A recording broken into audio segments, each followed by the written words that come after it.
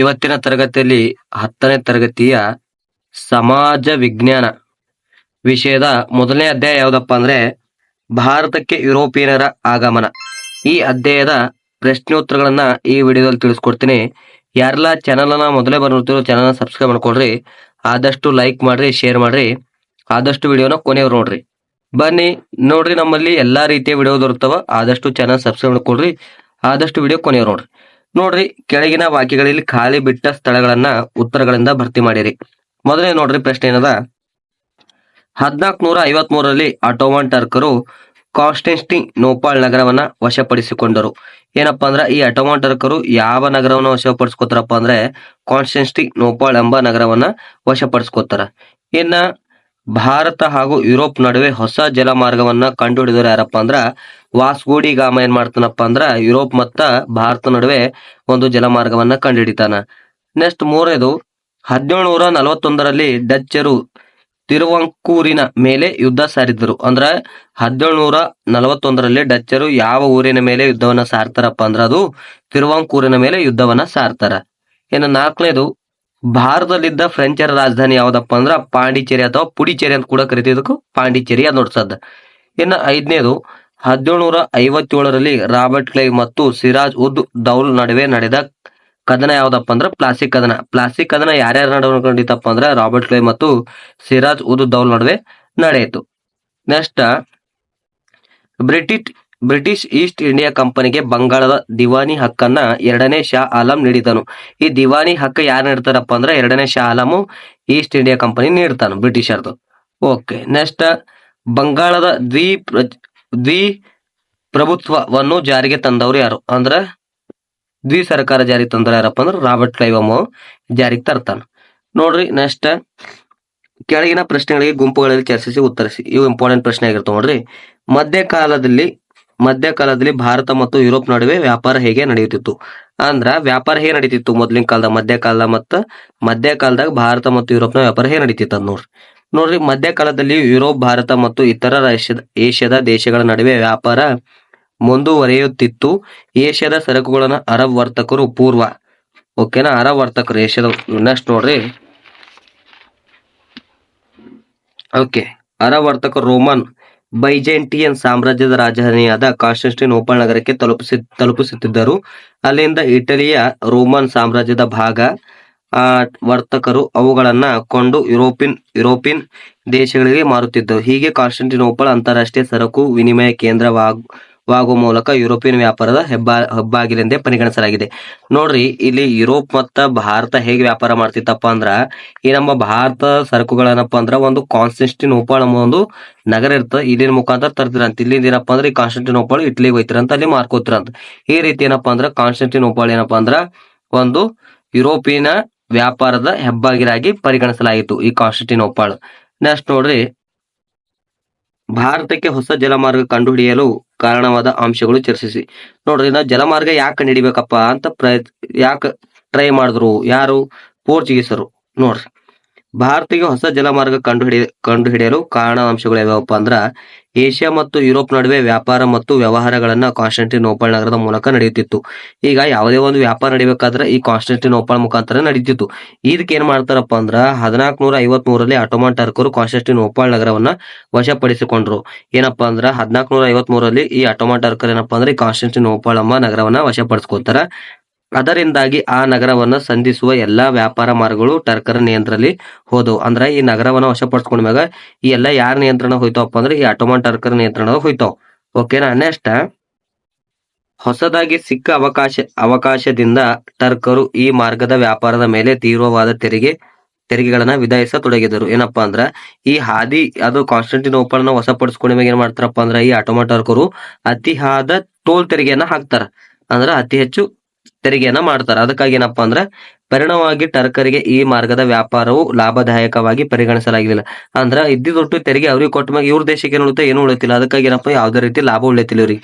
ಇದೇ ವೇಳೆ ಇಟಲಿಯ ವರ್ತಕ ಏಕಸ್ವಾಮ್ಯವನ್ನು ಮೆರೆಯಲು ಪೋರ್ಚುಗಲ್ ಮೊದಲಾದ ಯುರೋಪಿಯನ್ ದೇಶಗಳ ರಾಜರು ಹೊಸ ಮಾರ್ಗಗಳನ್ನ ಹುಡುಕಲು ಸಾಹಸಿ ನಾವಿಕನನ್ನ ಪ್ರೋತ್ಸಾಹಿಸ ಆರಂಭಿಸರು. ಏನಪ್ಪಾ ಅಂದ್ರ ಆ ಕಾನ್ಸ್ಟಂಟಿನೋಪಾಳನ್ನ ಈ ವರ್ತಕರಿಂದ ಆಟೋಮನ್ ಟರ್ಕರು ವಶಪಡಿಸ್ಕೊತಾರ. ಆದ್ಮೇಲೆ ಏನ್ ಮಾಡ್ತಾರಪ್ಪ ಅಂದ್ರ ಎಲ್ಲಾ ನಿಯಂತ್ರಣನ ಈ ಆಟೋಮನ್ ಟರ್ಕರ್ ನಿಯಂತ್ರಣಕ್ಕೆ ಹೋಯ್ತದ. ಅವ್ರ ಏನ್ ಮಾಡ್ತಾರ, ತೆರಿಗೆಯನ್ನ ಹೆಚ್ಚು ಮಾಡ್ತಾರ. ಅದರಿಂದ ಏನಪ್ಪಾ ಅಂದ್ರ ಯುರೋಪ್ ದೇಶಗಳಿಗೆ ಏನಪ್ಪಾ ಅಂದ್ರ ಹೊಡೆತ ಬೀಳ್ತಾವ. ಅದಕ್ಕಾಗಿ ಏನಪ್ಪಾ ಅಂದ್ರ ಹೊಸ ಜಲಮಾರ್ಗವನ್ನ ಕಂಡಿಡ್ಲಕ್ಕ ಸ್ಟಾರ್ಟ್ ಮಾಡ್ತಾರ. ಆ ಜಲಮಾರ್ಗ ಕಂಡಿರ್ತಾರ, ವಾಸ್ಕೋಡಿ ಗಾಮ ಕಂಡಿಡಿತಾರ ನೋಡ್ರಿ. ಭಾರತಕ್ಕೆ ವ್ಯಾಪಾರಕ್ಕಾಗಿ ಬಂದ ಯುರೋಪರ್ಗಳನ್ನ ಪಟ್ಟಿ ಮಾಡ್ರಿ. ಮೊದಲು ಯಾರು ಬರ್ತಾರ ನೋಡ್ರಿ, ಭಾರತಕ್ಕೆ ವ್ಯಾಪಾರಕ್ಕಾಗಿ ಬಂದ ಯುರೋಪಿಯನ್ಗಳಲ್ಲಿ ಫಸ್ಟ್ ಪೋರ್ಚುಗೀಸರು ಬರ್ತಾರ, ಡಚ್ಚರು, ಇಂಗ್ಲಿಷರು ಮತ್ತು ಫ್ರೆಂಚರು.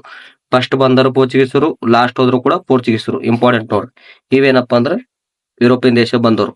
ಓಕೆ, ನೆಕ್ಸ್ಟ್ ನೋಡ್ರಿ, ಮಾರ್ತಾಂಡವರ್ಮನು ಡಚ್ಚರನ್ನು ಹೇಗೆ ನಿಯಂತ್ರಿಸುತ್ತಿದ್ದನು. ಓಕೆ, ಮಾರ್ತಾಂಡವರ್ಮ ಅಂತ ನೋಡ್ರಿ. ಈಗ 1729ರಿಂದ 1758ರವರೆಗೆ ವೈನಾಡ್ ಸಂಸ್ಥಾನವನ್ನು ಆಳಿದ ಮಾರ್ತಾಂಡವರ್ಮನು ತನ್ನ ಸುತ್ತಮುತ್ತಲಿನ ಸಂಸ್ಥಾನಗಳನ್ನು ಮತ್ತು ಪರಕೀಯ ಡಚ್ಚರಿಂದ ತನ್ನ ಸಂಸ್ಥಾನ ರಕ್ಷಿಸಿದ. ಏನಪ್ಪಾ ಅಂದ್ರೆ ಈ ಮಾರ್ತಾಂಡವರ್ಮ ಏನರ್ಥ, ಅರಸ ಇರ್ತಾನ. ನಾವೇನಪ್ಪಾ ಅಂದ್ರೆ ಸುತ್ತಮುತ್ತಲಿನ ಪ್ರದೇಶನ ಡಚ್ಚರಿಂದ ಏನ್ ಮಾಡ್ತಾನಪ್ಪ ಅಂದ್ರೆ ಸಂರಕ್ಷಣೆ ಮಾಡ್ಕೋತಾನ.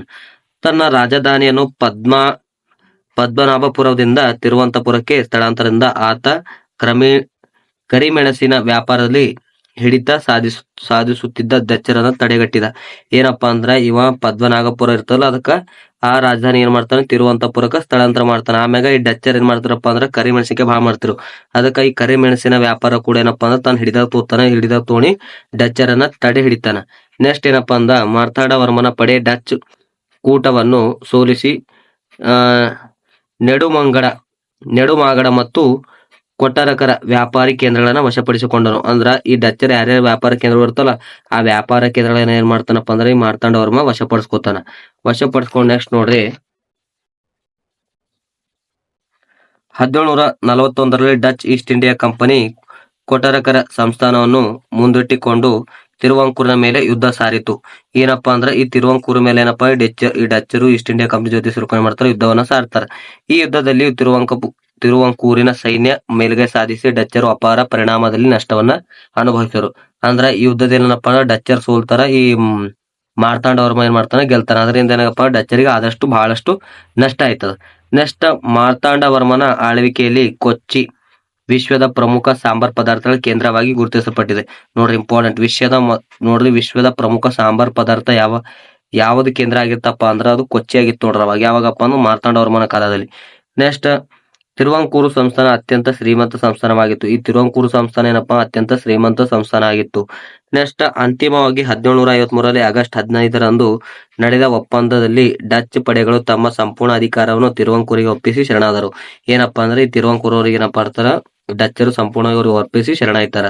ನೆಕ್ಸ್ಟ್, ಮಾರ್ತಾಂಡವರ್ಮನ ಆಡಳಿತ ಭಾರತದ ಇತಿಹಾಸದಲ್ಲಿ ಪ್ರಮುಖ ಕಾಲಘಟ್ಟವಾಗಿ ಗುರುತಿಸಲ್ಪಟ್ಟಿದೆ. ಇದಕ್ಕಾಗಿ ಏನಪ್ಪಾ ಅಂದ್ರ ಈ ಮಾರ್ತಾಂಡವರ್ಮನ ಇತಿಹಾಸವನ್ನ ಭಾರತದ ಕಾಲದಲ್ಲಿ ಇಲ್ಲಿವರೆಗೂ ನೆನಪಿಕ್ತೇವೆ. ನೆಕ್ಸ್ಟ್ ಕ್ವಶನ್ ನೋಡ್ರಿ.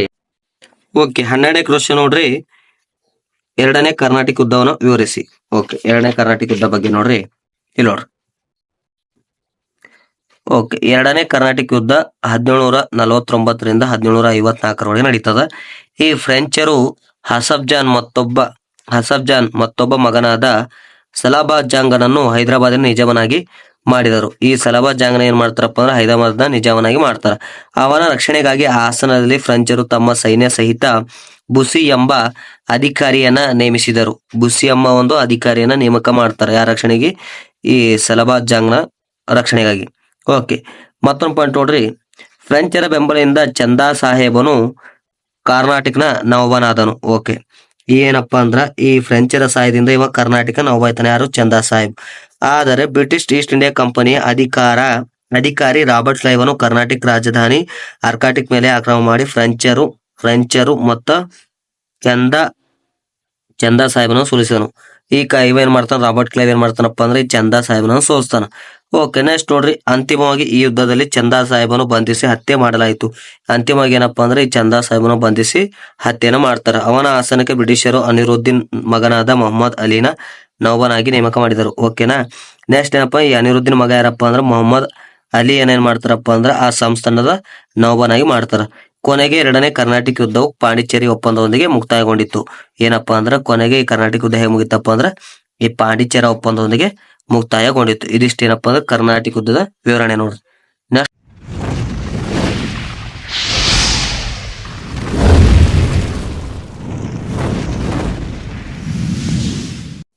13ನೇ ಕ್ವಶನ್ ಏನದ, ಪ್ಲಾಸ್ಟಿಕ್ ಕದನಕ್ಕೆ ಕಾರಣ ಮತ್ತು ಪರಿಣಾಮಗಳನ್ನು ತಿಳಿಸಿ. ಓಕೆ, ಪ್ಲಾಸ್ಟಿಕ್ ಕದನ ಕಾರಣಗಳು ಇಲ್ಲ ನೋಡ್ರಿ, ಕಾರಣಗಳು ಖಾಲಿ ಇವೆಷ್ಟೇ ಬರಬೇಕು. 1, 2, 3 ಕಾರಣಗಳು. ಮೊದಲನೇ ಕಾರಣ ಏನು? ದಸ್ತಾಕುಗಳ ದುರುಪಯೋಗ. ಎರಡನೇದು ಅನುಮತಿ ಇಲ್ಲದೆ ಕೋಟೆಯ ದುರಸ್ತಿ. ಮೂರೇನಪ್ಪ ಅಂದ್ರೆ ಕಪ್ಪು ಕೋಣೆ ದುರಂತ. ಇವು ಮೂರೇನಪ್ಪ ಅಂದ್ರೆ ಈ ಪ್ಲಾಸ್ಟಿಕ್ ಅನ್ನದ ಕಾರಣಗಳು ಇವು ಮೂರು. ಓಕೆನಾ. ಏನ ಪರಿಣಾಮಗಳು ನೋಡ್ರಿ. ಪರಿಣಾಮ ನೋಡ್ರಿ, ಈ ಯುದ್ಧವು ಭಾರತದಲ್ಲಿದ್ದ ಅನೈತಿಕತೆ, ಸಂಘಟನೆ ಮತ್ತು ಈ ಕಾಲದ ವ್ಯಾಪಾರಿ ವರ್ಗದಲ್ಲಿದ್ದ ಲೋಭಿತನವನ್ನ ಪ್ರದರ್ಶಿಸಿತು. ಓಕೆ. ಎರಡನೇ ಏನಪ್ಪಾ ಅಂದ್ರ ಮೀರ್ ಜಾಫರ್ ಬಂಗಾಳದ ನವಾಬನಾದನು. ಮೂರನೇದು ಕಂಪನಿಯು ಬಂಗಾಳ ಪ್ರಾಂತ್ಯದಲ್ಲಿ ವ್ಯಾಪಾರ ನಡೆಸಲು ಅನಿಬಂಧಿತ ಹಕ್ಕುಗಳನ್ನ ಪಡೆಯಿತು. ನಾಲ್ಕನೇದು ಸಿರಾಜನು ಕಲ್ಕತ್ತಾದ ಮೇಲೆ ನಡೆಸಿದ ಆಕ್ರಮಣಕ್ಕೆ ಯುದ್ಧ ಪರಿಹಾರವಾಗಿ Mir Jafar British East India ಕಂಪನಿಗೆ 18,20,00,000 ರೂಪಾಯಿಗಳನ್ನ ನೀಡಿದನು. ಇದಿಷ್ಟೇನಪ್ಪಾ ಅಂದ್ರೆ ಈ ಪ್ಲಾಸ್ಟಿಕ್ ಅನ್ನೋದ ಪರಿಣಾಮಗಳು. ಓಕೆನಾ. ನೆಕ್ಸ್ಟ್ ನೋಡ್ರಿ, ಪ್ರಶ್ನೆ ಏನಪ್ಪಾ ಅಂದ್ರ ಬಾಕ್ಸರ್ ಕದನ ಪರಿಣಾಮಗಳು. ಓಕೆ, ಬಾಕ್ಸರ್ ಕದನ ಪರಿಣಾಮ ಇಲ್ಲ ನೋಡ್ರಿ. ಓಕೆ, ಮೊದಲೇ ನೋಡ್ರಿ ಬಾಕ್ಸರ್ ಕದನ ಪರಿಣಾಮಗಳು. ಓಕೆ, ಬ್ರಿಟಿಷ್ ಈಸ್ಟ್ ಇಂಡಿಯಾ ಕಂಪನಿಗೆ ಬಂಗಾಳದ ಮೇಲೆ ದಿವಾನಿ ಹಕ್ಕನ್ನ ಎರಡನೇ ಶಾ ಆಲಂ ನೀಡುತ್ತಾನೆ. ಎರಡನೇ ಏನಪ್ಪಾ ಅಂದ್ರೆ ಶಾ ಆಲಂ ವಾರ್ಷಿಕ 26 ಲಕ್ಷ ರೂಪಾಯಿಗಳನ್ನು ಪಡೆದು ಬಂಗಾಳದ ಮೇಲಿನ ತನ್ನ ಹಕ್ಕುಗಳನ್ನೆಲ್ಲ ಬ್ರಿಟಿಷರಿಗೆ ಬಿಟ್ಟು ಕೊಡುತ್ತಾನೆ. ಅಂದ್ರೆ ವರ್ಷಿಗೆ 26 ಲಕ್ಷ ತೋಣಿ ಮಾಡ್ತಾನಪ್ಪ ಅಂದ್ರೆ ತನ್ನ ಹಕ್ಕೆಲ್ಲ ಬ್ರಿಟಿಷರಿಗೆ ಬಿಟ್ಟು ಕೊಡ್ತಾನೆ. ಇನ್ನ ಔದರ ನೌಬಾನಾದ ಸುಜ್ ಉಜ್ ದೌಲನು ಕಂಪನಿಗೆ ಯುದ್ಧ ನಷ್ಟ ಪರಿಹಾರವಾಗಿ 50 ಲಕ್ಷ ರೂಪಾಯಿಗಳನ್ನ ಕೊಡ್ತಾನೆ. ಎಷ್ಟು? 50 ಲಕ್ಷ ರೂಪಾಯಿ ಕೊಡ್ತಾನೆ. ಇನ್ನು 4ನೇ ಪಾಯಿಂಟು, ಮೀರ್ ಜಾಫರ್ ಮರಣ ಹೊಂದಿದ್ದರಿಂದ ಅವನ ಮಗನಿಗೆ ವಿಶ್ರಾಂತಿ ವೇತನ ನೀಡಿ ಬಂಗಾಳದ ಪೂರ್ಣ ಆಡಳಿತವನ್ನ ಕಂಪನಿಯು ನಿರ್ವಹಿಸತೊಡಗಿತು. ಅಂದ್ರ ಅವ ಯಾವಾಗ ಮೀರ್ ಜಾಫರ್ ಮರಣ ಹೊಂತಾನ ಅವಾಗ ಏನಪ್ಪಾ ಅಂದ್ರೆ ಫುಲ್ ಈಸ್ಟ್ ಇಂಡಿಯಾ ಕಂಪನಿ ಏನಪ್ಪಾ ಅಂದ್ರೆ ತನ್ನ ಹಿಡಿತಲ್ಲಿ ತೋತದ. ಇದಿಷ್ಟೇನಪ್ಪಾ ಅಂದ್ರೆ ಮೊದಲನೇ ಪಾಠದ ಪ್ರಶ್ನೋತ್ತರಗಳಾಗಿದ್ದು. ವಿಡಿಯೋ ಹೇಗನ್ನಿಸ್ತಂತ ಕಮೆಂಟ್ ಬೋರ್ಡ್ ತಿಳಿಸಿ. ವಿಡಿಯೋ ಕೊನೆಯವರೆಗೂ ನೋಡೋದಕ್ಕೆ ಧನ್ಯವಾದಗಳು.